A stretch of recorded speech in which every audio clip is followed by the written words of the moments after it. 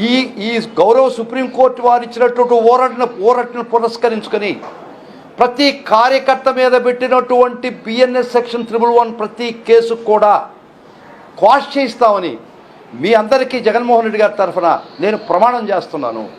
కాబట్టి కార్యకర్తలారా, జరిగిపోయింది గత వేధింపులు పడ్డారు, జైళ్లలో మగ్గారు, భార్యాబిడ్డలు చూసుకొని నెలల కాలం అయింది మీరు మీ కుటుంబంతో మీరు గడిపి.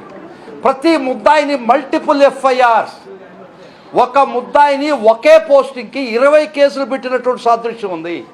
ఇది ఎక్కడైనా చూసావా? ఏ ప్రభుత్వంలో అయినా చూసావా? ఏ చట్టంలో అయినా చూసావా?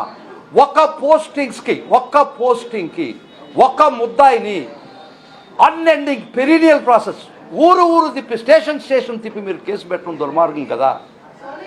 మల్టిపుల్ ఎఫ్ఐఆర్స్ పెట్టకూడదని, ఒకే అఫెన్స్కి ఒకే ఇన్సిడెంట్కి మల్టిపుల్ ఎఫ్ఐఆర్స్ పెట్టకూడదని గౌరవ సుప్రీంకోర్టు వారు అర్నాబ్ గోస్వామి, టీటీకే యాంథనీ కేసులో చెప్పడం జరిగింది.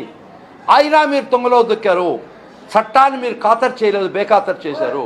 కానీ ఒక్కటి మట్టుకు చెప్తున్నాం, మీరు అనుకునేది ఏంటంటే మేము మల్టిపుల్ ఎఫ్ఐఆర్స్ పెడతాం, మీకుండే రెమెడీ ఏంటంటే అవి క్వాష్ చేసుకోవచ్చు కదా, క్వాష్ చేసుకునే మాత్రమే మీకు హక్కు ఉందనుకుంటున్నారేమో, మర్చిపోకండి. 163, 166 ఐపీసీ ప్రకారం if a public servant disobeys the law, he is liable for punishment. మీరు సుప్రీంకోర్టు చెప్పినటువంటి మల్టిపుల్ ఎఫ్ఐఆర్స్ పెట్టకూడదని గౌరవ సుప్రీంకోర్టు చెప్పినా కూడా మీరు తెలిసి కూడా మల్టిపుల్ ఎఫ్ఐఆర్స్ పెట్టారు. కాబట్టి ఆ పెట్టిన ప్రతి ఆఫీసర్ చట్టం ముందర దోషిగా నిలబెడతాం.